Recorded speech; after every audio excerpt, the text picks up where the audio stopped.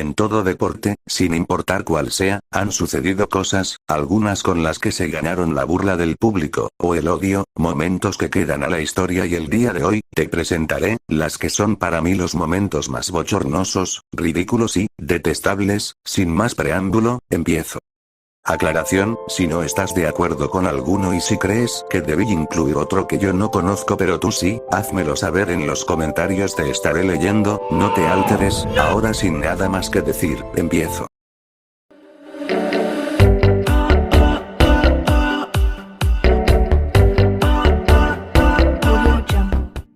Cuando se habla de fútbol, son muchas las veces que pasa, fingir una falta, aunque hay unas que dan mucha vergüenza ajena a todo el que las ve, como las que estás viendo ahora mismo.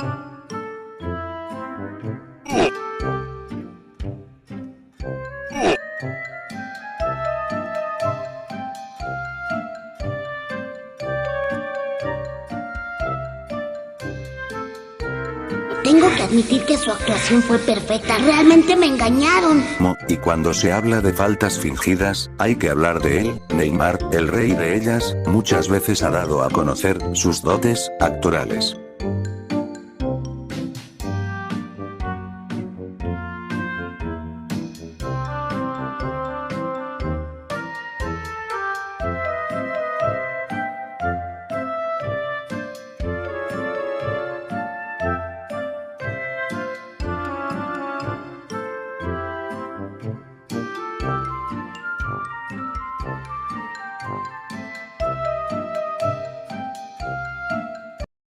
And the Oscar goes to Neymar.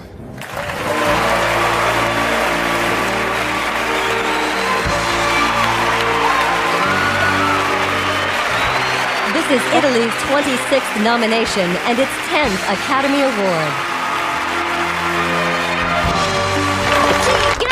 Pero sin duda uno de los momentos más grises del deporte, debido a la eliminación de Colombia por un error que cometió un jugador. Andrés Escobar Saldarriaga nació el 13 de marzo de 1967 en el seno de una familia de clase media de Medellín, y desde muy chico tuvo como espejo a su hermano Santiago, que fue futbolista profesional en Atlético Nacional. Antes de cumplir los 18 años, Francisco Maturana se lo llevó a Atlético Nacional y en 1989 fue titular en el equipo que obtuvo la primera Copa Libertadores para Colombia. El nombre de este recordado jugador colombiano ocupó los titulares de todo el mundo cuando fue asesinado por un sicario contratado para su muerte después del partido en el que marcó un gol en su propia meta en el Mundial Estados Unidos 1994 frente a Estados Unidos, dejando a Colombia fuera del torneo, y que supuestamente había causado grandes pérdidas de apuestas entre varios poderosos narcotraficantes. Algo que no comenté es que a fines de la década del 80 y principios de los 90, el narcotráfico dominaba la escena en Colombia. El año de Atlético Nacional es también el año de esplendor del capo narco Pablo Escobar Gaviria, el patrón. El fútbol era tierra fértil para lavar dinero y los narcos lo supieron aprovechar. Los jugadores y los entrenadores cobraban cifras propias de Europa, llegaban figuras del exterior, los espectadores llenaban estadios. Y casi nadie preguntaba nada. 10 días después del autogol que había marcado en Estados Unidos, la vida de Andrés Escobar se terminó en el estacionamiento de la discoteca El Indio, en la vía Las Palmas, en Medellín.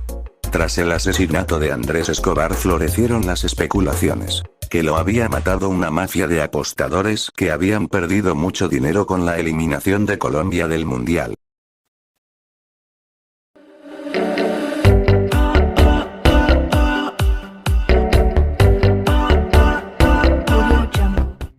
No solo el fútbol tiene momentos que dan vergüenza ajena, a continuación te hablaré de varios momentos donde, los involucrados, quisieron que se los tragara la tierra. Risas, burlas y chiflidos fueron los que recibió el abogado, empresario, político y hasta campeón internacional del Consejo Mundial de Boxeo, el mexicano Jorge Kawaji, en la que fue su pelea más polémica de su carrera y que es considerada la máxima vergüenza del boxeo. Jorge Kawaji jamás fue buen boxeador, pero aún así consiguió su licencia y hasta hacerse campeón en peleas arregladas. En esta pelea en particular, fue todo un espectáculo, pero del ridículo. Incluso se dijo que Kawali tenía implantes en los pechos para verse más fuerte que su oponente. ¡Oh, Dios mío, qué ricas son! Una pelea que solo llegó a ser un teatro del ridículo. Majored in law. It's a national Mexican university. Which is a good university. ¡Sí, gran actuación! Otro caso del que les hablaré es el de Steve Bartman. Bartman, el joven aficionado que se interpuso entre Moisés Alou y el out 23 del sexto juego de la serie de campeonato de la Liga Nacional ante los Florida Marlins en 2003, se convirtió en villano y paria. El rostro de la mala suerte, de todas las maldiciones del deporte. Incluso hacen cosplays de Bartman.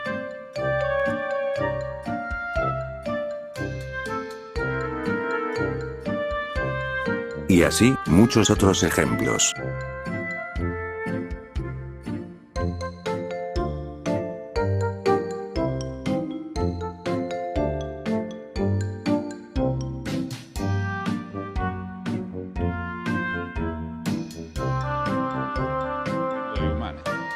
Tanto vediamo lo scalzo.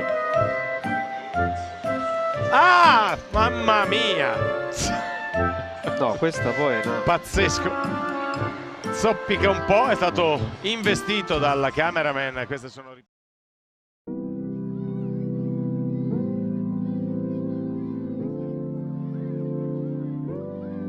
Hemos llegado hasta aquí. Este video lo abrió el fútbol, y lo cierra el boxeo, en una pelea que estuvo arreglada, pero a diferencia del anterior, este es totalmente detestable. El primer protagonista fue Billy Ray Collins, un muchacho de apenas 21 años, ganó 101 de los 110 combates que realizó. Collins Jr. Debutó como profesional el 2 de diciembre de 1981 en Atlantic City. El segundo protagonista fue Luis Resto, un puertorriqueño nacido en Juncos, que cuando tenía 9 años se había mudado a Nueva York. Esa noche, 20.061 espectadores llegaron al Madison. Cuando inicia la pelea, Billy Collins estaba confiado de que ganaría, pero cuando el puertorriqueño da los primeros golpes, no podía creer que golpeara tan fuerte. Cada puñetazo era como que una pared lo estuviese golpeando, pero Billy resistía. Durante el descanso entre el tercer y el cuarto rounds, el micrófono de la televisión visitó la esquina del favorito. Es mucho más fuerte de lo que pensaba, se lo escuchó decir. No hubo caídas en los 10 episodios que duró el duelo, pese a que el joven de Tennessee tambaleó en el último. Pero su rostro tumefacto y sus ojos cerrados daban cuenta de la dureza del castigo. El ganador fue el puertorriqueño. En eso estaban cuando Billy padre tocó los guantes del puertorriqueño, se sobresaltó, convocó a los gritos al responsable y le dijo: todo el relleno está fuera de los guantes. Los guantes fueron confiscados. Días después de las respectivas investigaciones, se supo que parte del relleno fue sustituido por yes. El entrenador y otros involucrados fueron penados por ser responsables de la custodia de los guantes. En cuanto a Resto, si bien puede no haber tenido conocimiento real de la manipulación, siendo un boxeador experimentado debería haber notado durante la pelea la marcada alteración y tendría que haberlo informado mientras la maniobra quedaba en evidencia y los responsables eran expulsados del universo del boxeo. Billy Ray Collins Jr. también empezaba a alejarse de los cuadriláteros. Durante las semanas posteriores a la pelea con Resto, visitó junto a su padre a 7 oftalmólogos.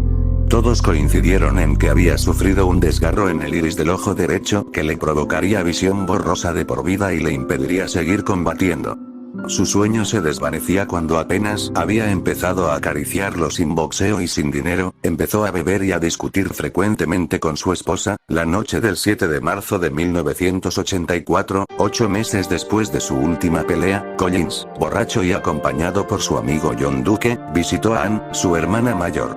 Discutió con ella y se enfrentó a puñetazos con su padre y otrora entrenador. Luego abandonó la vivienda y abordó su Oldsmobile Cutlass negro modelo 1972. Apenas unos minutos después, el vehículo se estrelló contra un muro de concreto a 109 km por hora, golpeó un árbol y terminó cayendo a un arroyo seco junto a un camino rural. Billy Ray falleció en el acto. Resto, el puertorriqueño, quiso disculparse años después con la familia, pero todo lo que recibió fue una puerta en su cara. El padre no lo perdonaría, porque lo recuerda como el hombre que arruinó a su hijo.